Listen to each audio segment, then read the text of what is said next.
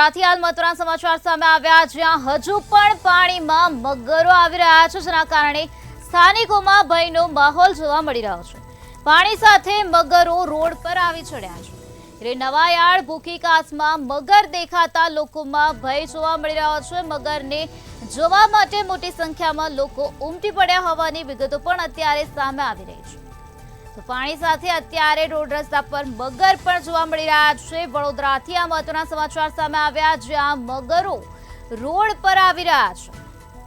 નવાયાર્ડ ભૂખીકાસમાં મગર દેખાતા લોકોમાં અત્યારે ભયનો માહોલ જોવા મળી રહ્યો છે। તો બીજી તરફ મગરને જોવા માટે મોટી સંખ્યામાં લોકો ઉમટી પડ્યા હોવાની વિગતો પણ સામે આવી છે। પૂર આવ્યું અને મગરો બહાર આવી ગયા। એક ભૂંડ, કૂતરું, એક બાળકી હતી, જે એનો પગ પણ મગર પકડી ગયેલો, એટલે જાનહાનિ કેટલી મોટી થાય। અને હવે તો રસ્તા પર મગરો ફરતા થઈ ગયા। તમે આ બિલ ભાઈલી સાઈડ જોયું કે તમામ સોસાયટીઓની અંદર મગર જાણે ફરતા થઈ ગયા છે। તો ખરેખર આ તંત્રએ કઈ કામગીરી કરવી જોઈએ નક્કર, કારણ કે મગર એ માણસનો ખરેખર જીવ લે અને જીવલેણ હુમલો કરે તો માણસ મરે નહીં તો પણ આખી જિંદગી રીબાય, એટલી મોટી હાનિ પહોંચાડે એવું આ છે અત્યારે।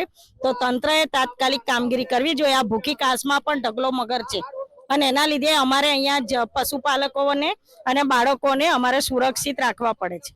સ્માર્ટ સિટી વડોદરામાં ભ્રષ્ટાચારી સત્તાધારી મગરમચ્છોના કારણે સોસાયટીમાંથી પાણી નથી ઉતરી રહ્યું અને રોડ પર મગર આવી રહ્યા છે। આપ જોઈ શકો છો, આ ભૂખી કાસ છે।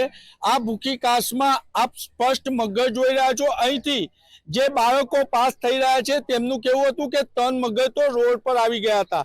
એટલે આ મગરો વડોદરામાં ભૂંડ, કૂતરા અને બાળકી પર હુમલો કરી ચૂક્યા છે, છતાં ભ્રષ્ટાચારી મગરમચ્છો ક્રોકોડાઇલ પાર્ક નથી બનાવતા।